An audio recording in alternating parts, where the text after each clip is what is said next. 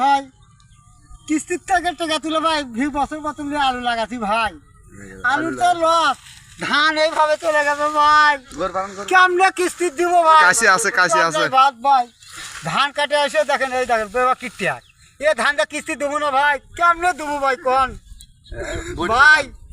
গরিবের কি শান্তি আছে রে ভাই? এ মুখে কিস্তি চলা রোড পলায় থাকি, তাও শালা মাগিরে পলায় ধরে, কেমনে যাই? যে রাস্তাতে যাই ভাই আগে উড়ে সে ভাই যাবো রে ভাই। বক্তার এর কাছে অনুরোধ করে বলছি, দেখেন আপনার ইঞ্জল থেকে কিস্তি জমিপত্র রাখছি, এইভাবে যদি ফসলটা মার যায় তাহলে কেমনে আমরা বাঁচবো? গরিবের কি শান্তি আছে ভাই? আলু লাগাই আলুত মার, মরিচ লাগাই মরিচের মার, ধান লাগাই ধানের মার, তাহলে আমরা কেমনে চলবো বলেন? তাই আপনার কাছে বিনোদন অনুরোধ, আমাদের গরিব চাষিদের আপনার অনুদান চাই ভাই।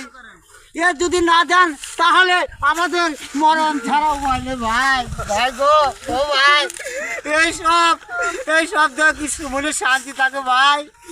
ও ভাই গো ভাই, ভাই জীবন চলে না ভাই।